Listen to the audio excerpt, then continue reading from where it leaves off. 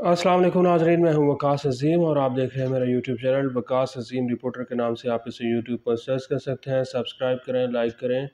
और वीडियो से मुताल्लिक़ अपना फ़ीडबैक लाजमी दें,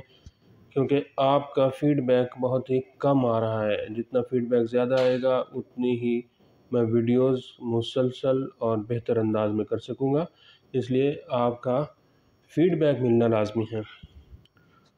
तो दोस्तों, आज के व्लॉग में 3 इंतहाई अहम ख़बरें हैं जिनको हम डिस्कस करेंगे। पहली ख़बर यह है कि पाकिस्तान तहरीक-ए-इंसाफ़ को सूबा पंजाब और वफाकी दारुल हुकूमत इस्लामाबाद से बहुत बड़ी कामयाबी मिलने वाली है और सूबा पंजाब से भी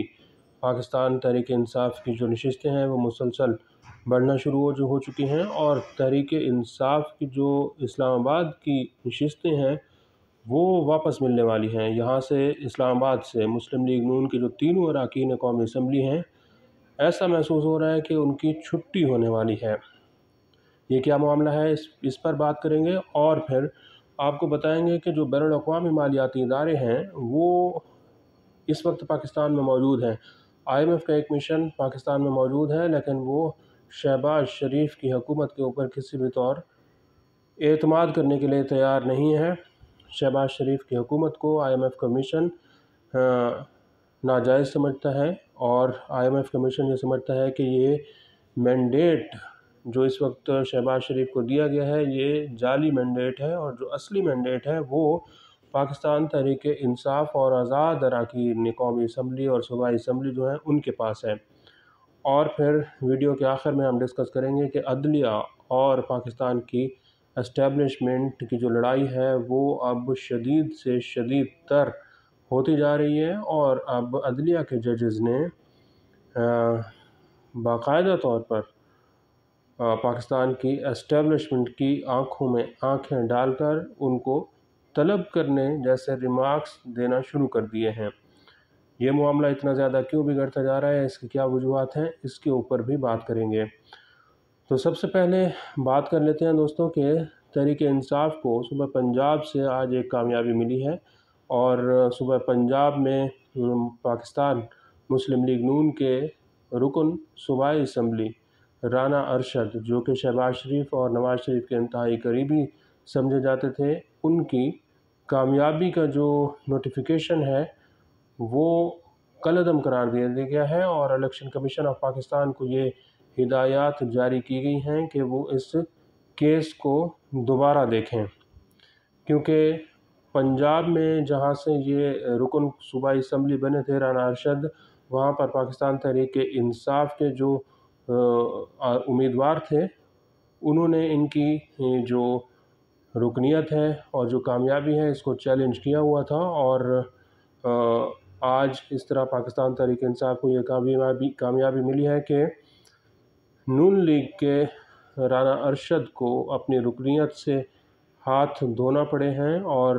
इस तरह पाकिस्तान तहरीक-ए-इंसाफ़ की जो एक सीट है उसमें इजाफ़ा हुआ है। ऐसे समझ लें कि इजाफ़ा हुआ है, क्योंकि नोटिफिकेशन जो है वो कलअदम करार दे दिया गया है। लाहौर हाई कोर्ट ने नून लीग के रुकन पंजाब असम्बली राना अरशद की कामयाबी का नोटिफिकेशन कलअदम करार दे दिया है और लाहौर हाई कोर्ट के जस्टिस शाहिद करीम ने मोहम्मद आतिफ़, जो कि आज़ाद आज़ाद उम्मीदवार थे पाकिस्तान तहरीक-ए-इंसाफ़ की जानिब से, उनकी दरख्वास्त पर तहरीरी फ़ैसला जारी किया है और अदालती फ़ैसले में भी यही कहा गया है कि इलेक्शन कमीशन इलेक्शन एक्ट के सेक्शन 95 के शिक 6 का इस्तेमाल नहीं कर सकता। रिटर्निंग ऑफिसर ने दोबारा वोटों की गिनती से इनकार कर चुका था और फॉर्म 47 जारी करके फॉर्म 49 के लिए सिफारिशात भेज चुका था। लिहाजा इस मौका पर इलेक्शन कमीशन इलेक्शन के सेक्शन 95 के शिक 6 का इस्तेमाल नहीं कर सकता। लाहौर हाई कोर्ट ने फैसले में यह भी कहा है कि इलेक्शन कमीशन के वकील के मुताबिक अदालत इलेक्शन कमीशन के अख्तियार में मुदाखलत नहीं कर सकती। एक नशिस्त इस तरह नून लीग सूबा पंजाब से भी खो चुकी है। अब सूबा पंजाब में जो अपोजिशन लीडर हैं पंजाब असम्बली के, वो ये कह रहे हैं कि नून लीग के अंदर एक फारवर्ड ब्लॉक बन चुका है और बहुत जल्द आप देखेंगे कि बहुत सारे जो उम्मीदवार हैं, जो अरकान सूबाई असम्बली हैं, वो नून लीग को छोड़कर पाकिस्तान तहरीक-ए-इंसाफ़ में आना शुरू हो जाएंगे। और वैसे भी पंजाब में मुस्लिम लीग नून की जो कारकर्दगी है इस वक्त वो कुछ ज़्यादा अच्छी नहीं है। मरीम नवाज़ وزیر اعلیٰ پنجاب ہیں اور ان کو بہت زیادہ وہاں پر چیلنجز کا سامنا کرنا پڑ رہا ہے۔ ابھی تک کوئی قابل تعریف کام پنجاب کی حکومت نے نہیں کیا۔ اسلام آباد میں بھی یہ صورتحال ہے، اور جب آج پاکستان تحریک انصاف کے سابق رکن قومی اسمبلی اور سیکرٹری جنرل اسد عمر جب اسلام آباد میں ایک ATC کی عدالت میں پیش ہوئے تو انہوں نے یہ کہا کہ اسلام آباد ہائی کورٹ جو ہے وہ فیصلہ دینے والا ہے کہ نون لیگ کے جو 3 اراکین قومی اسمبلی ہیں یہاں اسلام آباد سے، جس میں انجم عقیل ہیں اور راجہ خرم نواز ہیں اور طارق فضل چودھری ہیں، یہ ہارے ہوئے ہیں، اور تینوں کے تینوں جو یہاں پر امیدوار ہیں پاکستان تحریک انصاف کے، وہ جیت چکے ہیں۔ اس کی گواہی جو ہے وہ مصطفیٰ نواز کھوکھر، جو کہ اس وقت آزاد حیثیت میں ہیں، وہ بھی دے رہے ہیں، اور وہ یہ کہہ رہے ہیں کہ وہ حلفاً یہ بات کہنے کے لیے تیار ہیں کہ پاکستان تحریک انصاف یہاں سے اسلام آباد سے تینوں کی تینوں سیٹیں جیت چکی ہیں۔ تو حالات جو ہیں وہ پہلے ہی خراب ہوتے ہوئے دکھائی دے رہے ہیں، کیونکہ الیکشن کمیشن کا جو مخصوص نشستوں کا فیصلہ ہے وہ بھی چیلنج ہو چکا ہے، اور 2/3 اکثریت حکومت قومی اسمبلی میں کھو چکی ہے۔ اس طرح آہستہ آہستہ نون لیگ کی جو سیٹیں ہیں وہ کم ہونا شروع ہو چکی ہیں۔ اگرچہ اسلام آباد ہائی کورٹ نے یہ اسلام آباد کی جو تینوں نشستیں ہیں اس کا فیصلہ ابھی محفوظ کر لیا ہے، اور بہت جلد اس کا فیصلہ سنایا جائے گا۔ تو اس طرح جو بات تھوڑی سی پاکستان کی معیشت کے حوالے سے بھی کرتے ہیں، کیونکہ IMF کا جو مشن ہے وہ اس وقت پاکستان میں موجود ہے، اور وہ صرف اور صرف یہ دیکھ رہا ہے کہ جو موجودہ حکومت ہے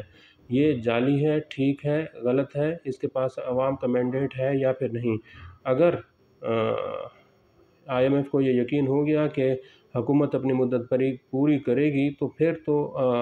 IMF کا جو پروگرام ہے وہ 3 سال سے زیادہ کا ہو سکتا ہے، اور اس کا جو حجم ہے یہ $6 ارب سے زیادہ کا ہو سکتا ہے۔ لیکن ایسا لگتا ہے کہ IMF جو ہے وہ موجودہ حکومت کے اوپر اعتماد کرنے کے لیے، یقین کرنے کے لیے بالکل تیار نہیں ہے، اور یہ بھی ممکن ہے کہ IMF ایک لمبا پروگرام دینے کی بجائے حکومت پاکستان کو اور شہباز شریف کو ایک چھوٹا سا پروگرام دے دے، $1.5 ارب کا، اور مختصر دورانیے کا وہ پروگرام ہو، تاکہ اگر حکومت یہاں پر تبدیل ہو پاکستان کے اندر تو پھر IMF اور پاکستان کے درمیان ایک نئے پروگرام پر بات چیت ہو سکے،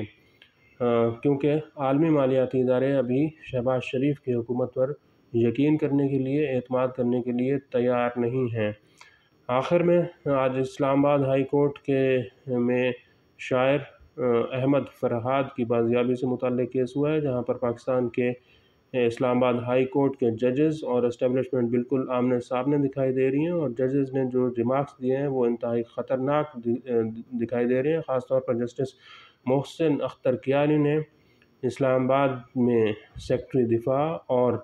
جو ISI کے سربراہ ہیں ان کو طلب کرنے سے متعلق ریمارکس دیے ہیں، اور ان کو طلب کر لیا گیا ہے۔ یہاں تک بات پہنچی کہ انہوں نے کہا کہ اگر ISI نے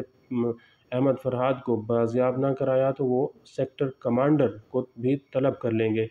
تو عدلیہ اور پاکستان کے اسٹیبلشمنٹ کے درمیان لڑائی اس وقت شدت اختیار کر چکی ہے۔